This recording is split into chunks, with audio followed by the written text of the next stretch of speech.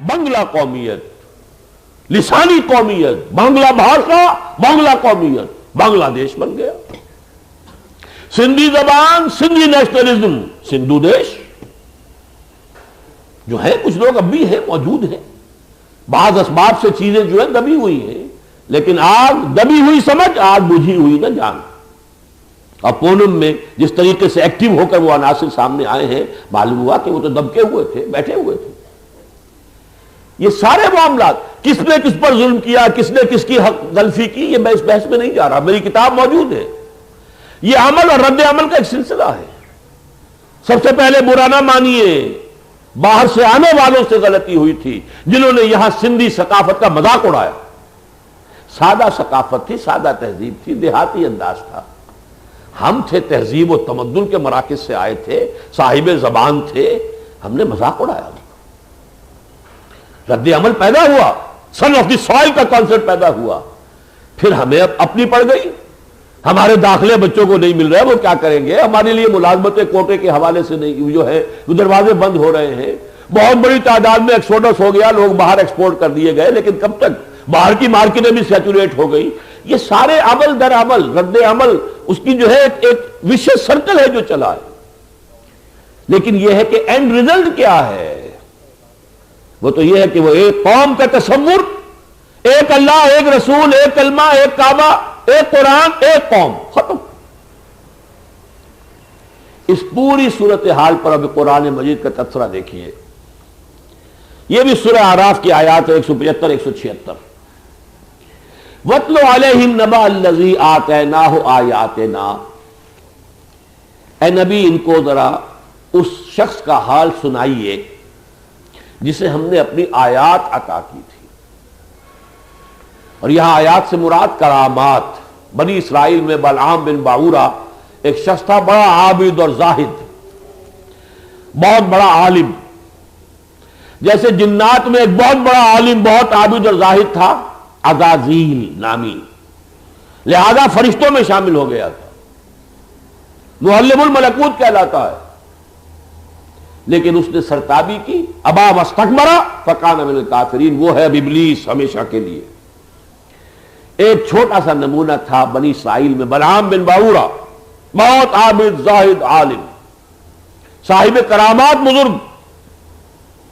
فانسلخ منہا، وہ اس کو چھوڑ کر بھاگا، اس مقام بلند کو چھوڑ کر، اور دنیاوی لذتوں کی طرف توجہ کر لی۔ فاتبعہ الشیطان، تو اب شیطان اس کے پیچھے لگ گیا۔ بڑی اہم بات ہے، شیطان ابتداءً آپ کو غلط راستے پہ نہیں ڈال سکتا۔ آپ جب غلط راستے پر پڑ جاتے ہیں پھر وہ آپ کے پیچھے لگ جاتا ہے، پھر وہ آپ کو انتہا تک پہنچا کر دم لیتا ہے۔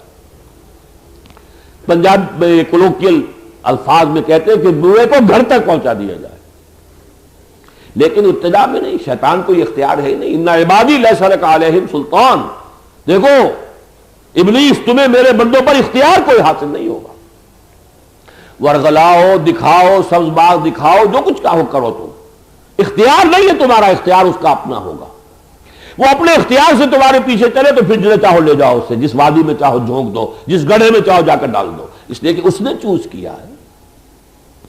یہاں بھی یہ ہے کہ وہ خود ان کرامات کو چھوڑ کر بھاگا۔ فاتبعہ الشیطان فکان من الغاوین، تو شیطان نے اس کے پیچھا لیا اور پھر اسے انتہائی گمراہ لوگوں میں کر کے چھوڑا۔ وَلَوْ شِئْنَا لَرَفَعْنَاهُ بِهَا، ہم چاہتے تو اسے اور ان آیات سے اور بلندی عطا کرتے، اور مقام عظمت اسے عطا فرما دیتے۔ وَلَكِنَّهُ أَخْلَدَ إِلَى الْأَرْضِ، وہ تو زمین کی طرف دھستا چلا گیا۔ ابھی جو عزیز النوید احمد آپ کو بتا رہے تھے، یہ چھوٹی آیات تو نہیں تھی کہ رمضان مبارک میں پاکستان قائم ہوا، 27ویں شب میں قائم ہوا، چھوٹی آیات ہیں یہ۔ عام مادہ پرست انسان کے نزدیک ان کی کوئی حیثیت نہیں ہوگی۔ یہ رات جس کے بارے میں یہ سورۃ القدر میں تو صرف قرآن کے بارے میں فرمایا ہے، انا انزلناہ فی لیلۃ القدر، لیکن وہ جو فرمایا ہے انا انزلناہ فی لیلۃ مبارکۃ، اور وہ رات جس میں کہ قرآن بھی نازل کیا گیا، مبارک رات، فیہا یفرق کل امر حکیم، اس شب میں ہر جو فیصلہ ہوتا پختہ وہ ایشو کر دیا جاتا ہے۔ اللہ کے فیصلے ان کی تنفیذ کے لیے فرشتوں کو دے دیے جاتے ہیں۔ فیہا یفرق، ایشو ہو جاتے ہیں آرڈرز، کل امر حکیم۔ پاکستان کا قیام بھی اس شب میں ہوا ہے، یہ اس کی نشانیاں ہیں۔ جبکہ تم دستبردار ہو گئے 10 برس کے لیے، آزاد پاکستان سے ہم نے پھر بھی پاکستان تمہیں دیا۔ یہ عظیم آیات ہے، کیسے کیسے خوشحالی تمہیں دی ہے، کیسے کیسے تمہیں نوازا اور تمہیں بچایا۔ سن 65 کو یاد کرو کہ B B C television پر دکھایا جا چکا فال آف لاہور، اتنا شدنی، اتنا قطعی، اتنا یقینی تھا کہ ٹیلی ویژن پہ شو کیا جا رہا ہے فال آف لاہور۔ کس نے بچایا؟ اور صرف اس بات پر کہ ہندوستان کی فوجیں بڑھتی آ رہی ہیں، انہیں کوئی ریزسٹنس نہیں مل رہی، اسی سے خوف طاری ہو گیا۔ معلوم ہوتا ہے کوئی چال ہے بہت بڑی، ہمیں کہیں گھیرے میں لیا جا رہا ہے۔ قرآن مجید میں یہ الفاظ آئے ہیں، سَأُلْقِي فِي قُلُوبِهِمُ الرُّعْبَ، میں ان کے دلوں میں رعب ڈال دوں گا۔ وہ رعب پڑا ہے، کھڑے کے کھڑے رہ گئے۔ اور وقت مل گیا پھر پاکستانی افواج کو کہ انہوں نے آ کے راستہ روکا، ورنہ گیا تھا۔ فال آف لاہور کے بعد، اور 65 کی بات ہے یہ، لاہور کی جو حیثیت اس وقت تھی اس کا اندازہ کیجئے۔ یہ ساری صورتحال، یہ آیات، وَلَوْ شِئْنَا لَرَفَعْنَاهُ بِهَا، اور ہم اسے مقام دیتے، واقعتاً یہ اسلام کا گہوارہ بنا ہوتا، پوری عالم انسانیت کے لیے لائٹ ہاؤس بن چکا ہوتا، پوری دنیا کے لیے روشنی کا مینار بن چکا ہوتا۔ وَلَكِنَّهُ أَخْلَدَ إِلَى الْأَرْضِ، وہ تو زمین ہی کی طرف دھستا چلا گیا۔ بلعام بن باورا بھی زمینی لذتوں کے اندر مبتلا ہو کر اپنے اس تمام مقام کو کھو بیٹھا، اور ہم بھی سن آف دی سوائل بن کر زمین کی طرف، زمینی رشتوں کے حوالے سے اپنی آئیڈینٹیفیکیشن۔ آج وہ پاکستان کا کانسیپٹ اور وہ نظریہ پاکستان جس کا کبھی غلغلہ ہوتا تھا وہ پادر ہوا ہو گیا۔ آخر میں فرمایا ذالک مثل القوم الذین کذبوا بآیاتنا، یہ مثال ہے اس قوم کی جس نے ہماری آیات کو جھٹلایا۔ ایک آدمی کی بات نہ سمجھنا، اس آدمی کی خبر کے پردے میں تمہیں قوم کی حالت بتائی جا رہی ہے، یہی حال ہونے والا ہے قوم کا۔ ذالک مثل القوم الذین کذبوا بآیاتنا فاقصص القصص لعلہم یتفکرون۔ تو اے نبی آپ یہ حالات بتاتے رہیے، سناتے رہیے، شاید کہ یہ غور کرے، سوچ بچار کرے۔ فیہ ذکرکم، تمہاری یہ داستان قرآن مجید میں بکھری ہوئی۔ اب آئیے تیسرا جو سوال تھا جس کے لیے ہمیں قرآن کی طرف رجوع کرنا ہے، آج کوئی علاج بھی ہے کہ نہیں؟ قرآن نے کوئی علاج بھی بتایا ہے یا نہیں؟ قرآن مجید نے جو علاج بتایا ہے ایک لفظ میں، وہ ہے توبہ۔ رجوع کرو، پلٹو۔ یا ایھا الذین آمنوا توبوا الی اللہ توبۃ نصوحا، اہل ایمان پلٹو، رجوع کرو اللہ کی جناب میں خلوص کے ساتھ۔ اور یہ توبہ وہ شے ہے جو اگر قبول ہو جائے اللہ کی جناب میں، خلوص سے کی گئی ہو تو اس کی قبولیت لازم، اور پھر وہ سارے کے سارے گناہوں کے اوپر پانی پھیر دیتی ہے۔ التائب من الذنب کمن لا ذنب لہ، گناہ سے توبہ کرنے والا ایسے ہے جیسے اس نے کبھی گناہ کیا ہی نہیں تھا۔ یہاں تک فرمایا اللہ کو اپنے کسی بندے کی توبہ سے جتنی خوشی ہوتی ہے اس کا تم اندازہ کرو کہ اگر کوئی شخص لق و دق صحرا میں سفر کر رہا تھا، ایک ہی اونٹ ہے، اکیلا ہے، تنہا ہے، اسی اونٹ پر اس کا پانی بھی ہے، چھاگل بھی لٹکی ہوئی ہے، کھانا بھی ہے، تھوڑی دیر کے لیے کہیں وہ کسی درخت کے سائے میں ٹھہرا، اونٹ وہ ساتھ ہی کھڑا تھا، اس کی آنکھ لگ گئی، دیکھا تو اب اونٹ غائب، لق و دق صحرا، پانی بھی اسی پر، راشن بھی اسی پر، دوڑ بھاگ کر دائیں بائیں شمال جنوب دیکھ لیا، کہیں نام و نشان اونٹ کا نہیں۔ تو وہ بیٹھ گیا اسی درخت کے نیچے، اب موت کے انتظار میں۔ اس میں بھی کہیں اچانک ذرا سی کوئی اونگ آئی ہوگی تو دیکھا، آنکھ کھلی، اونٹ تو کھڑا ہے۔ تو پھر اس نے کہنا تو یہ چاہتا تھا اللہ میں تیرا بندہ ہوں تو میرا رب ہے، لیکن وہ جو خوشی کا غلبہ ہوا فرط مسرت میں کہہ بیٹھا اللہم انت عبدی وانا ربک، اے پروردگار میں تیرا رب ہوں اور تو میرا بندہ ہے، اتنی لڑکھڑا گئی زبان سے یہ الفاظ کہہ بیٹھا، تو جان لو کہ اللہ کو اپنے کسی گناہ گار بندے کی توبہ سے اس سے زیادہ خوشی ہوتی ہے، لیکن وہ توبہ ہو خلوص کے ساتھ، دھوکے کی توبہ نہ ہو، توبہ کی تسبیح سے توبہ نہیں ہوتی، بلکہ الا الذین تابوا وآمنوا الا من تاب وآمن وعمل عملا صالحا فاولئک یبدل اللہ سیئاتہم حسنات، جو توبہ کرے اپنے ایمان کی تجدید کرے اور پھر عمل صالح کرے وہ ہے توبہ کرنے والا۔ ومن تاب وعمل صالحا فإنہ یتوب الی اللہ متابا، جو توبہ کرے اور عمل درست کر لے اپنا وہ ہے کہ جو توبہ کرتا ہے حقیقت میں۔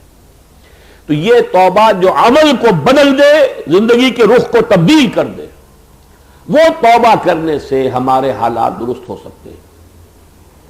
اب اس توبہ کے بارے میں عرض کروں گا، انفرادی گناہوں کی توبہ انفرادی سطح پر ہو جائے گی، اجتماعی گناہوں کی توبہ جب تک اجتماعی توبہ نہیں ہوگی اس کی سزا سے نہیں بچ سکتی۔ اور یہ بھی نوٹ کر لیجئے، میری ایک کتاب ہے مسلمان موجودہ اور سابقہ مسلمان امتوں کا ماضی حال اور مستقبل، اس کا ایک باب ہے عذاب الہی، قرآن مجید میں عذاب الہی کے بارے میں جو مباحث آئے ہیں۔ اجتماعی سزا اس دنیا میں دی جاتی ہے، آخرت کی سزا انفرادی ہے۔ کلہم آتی ہے یوم القیامت فردا، ہر شخص قیامت کے دن آئے گا فرد کی حیثیت سے، حساب کتاب ہوگا انڈیویجول بیسس پر، سزا و جزا کے فیصلے ہوں گے انڈیویجول بیسس پر، لیکن دنیا میں اجتماعی گناہوں کی سزا دنیا میں ملتی ہے۔ اسی کو اقبال نے بھی کہا ہے بہت خوبصورت انداز میں، فطرت افراد سے اغماض بھی کر لیتی ہے، نہیں کرتی کبھی ملت کے گناہوں کو معاف۔ اس لیے کہ افراد تو آئیں گے نا ابھی ہمارے پاس، ان کا جو کچھ کیا دھرا ہے اس کا بدلہ ہم چکا دیں گے انہیں وہاں۔ اب قوم تو یہی کے لیے تھی نا، وہاں تو افراد ہوں گے سب نفسی نفسی، وہاں تو حال یہ ہوگا یود المجرم لو یفتدی من عذاب یومئذ ببنیہ وصاحبتہ واخیہ وفصیلتہ التی تؤویہ ومن فی الارض جمیعا ثم ینجیہ۔ آدمی چاہے گا مجھ سے میرے بیٹے لے لو جھونک دو جہنم میں، میری اولاد لے لو، میرے ماں باپ لے لو، میری جورو لے لو، میرا پورا خاندان لے لو، میری پوری قوم، تمام انسانوں کو جھونک دو، مجھے بچا لو، نفسی نفسی۔ یوم یفر المرء من اخیہ وامہ وابیہ وصاحبتہ وبنیہ لکل امرئ منہم یومئذ شأن یغنیہ۔ تو انفرادی سطح پر تو وہاں معاملہ ہوگا، اجتماعی یہاں ہوتے ہیں، لہذا اجتماعی توبہ کے تقاضے کچھ اور ہیں اور انفرادی توبہ کے تقاضے کچھ اور ہیں، لیکن انفرادی توبہ ہی سے اجتماعی توبہ کے لیے امکان پیدا ہوگا۔ یعنی پہلے تو نمبر ایک ہم میں سے ہر فرد طے کرے، جس معاملے میں بھی مجھے اختیار حاصل ہے کہ میں عمل کر سکوں دین کے مطابق، اس پر تو کرنا ہی کرنا ہے، لازماً کرنا ہے۔ اگر اب تک کوتاہی ہوئی ہے تو اللہ معاف فرما دے، آئندہ نہیں کروں گا، لیکن اس کی شرح میں کروں گا تو ذرا آپ گھبرا جائیں گے۔ دیکھیے بہت بڑا گناہ ہے، بہت بڑا گناہ ہے سود۔ ایک ہے عوامی سود، پورا نظام ہمارا سودی معیشت پر ہے، تو ہر سانس کے ساتھ بھی سود جا رہا ہے اور ہر گندم کے دانے کے ساتھ بھی سود جا رہا ہے۔ اس سے تو میں اور آپ اس وقت تک نہیں بچ سکتے جب تک کہ سود کا اس اجتماعی سطح پر استحصال نہ ہو جائے۔ یہ انڈائریکٹ ہے سود جو جا رہا ہے۔ حضور نے اسے دخان یا غبار سے تعبیر کیا ہے کہ ایک وقت آئے گا جیسے ہوا کے اندر ڈسٹ سسپینشن ہو جاتی ہے، تو آپ کو زندہ رہنے کے لیے سانس تو لینا ہی ہے نا، تو جب سانس لیں گے تو اندر جو ہے غبار جائے گا۔ ایک یہ ہے کہ آپ نے خود سودی معاملہ کیا، سود پر رقم قرض لے کر بڑا مکان بنایا، چھوٹے میں بھی زندگی گزر سکتی تھی، زندگی یوں بھی گزر ہی جاتی، کیوں تیرا راہ گزر یاد آیا؟ یہ تو آپ نے اپنے اختیار سے کیا، اٹس یور چوائس. حکومت نے تو کوئی آپ پر ذمہ داری نہیں لگائی تھی، یہ تو آپ کا لالچ ہے. چھوٹا کاروبار وسیع کرنے کے لیے آپ نے سود سے قرضہ لیا، یہ تو آپ کا چوائس ہے. چھوٹے کاروبار سے بھی 2 وقت کی روزی تو مل ہی جاتی، نہ ملتی 1 وقت کی مل جاتی، لیکن تم نے بچایا، اپنی بساط کو پھیلایا ہے، سود کی بنیاد پر پھیلایا ہے، یا تم نے رکھ دیا ہے یہ فکس ڈپازٹ اور کھائے جا رہے ہو بیٹھے ہوئے. یہ تو تمہارا اپنا چوائس ہے، یہ کوئی نظام کی وجہ سے تو نہیں.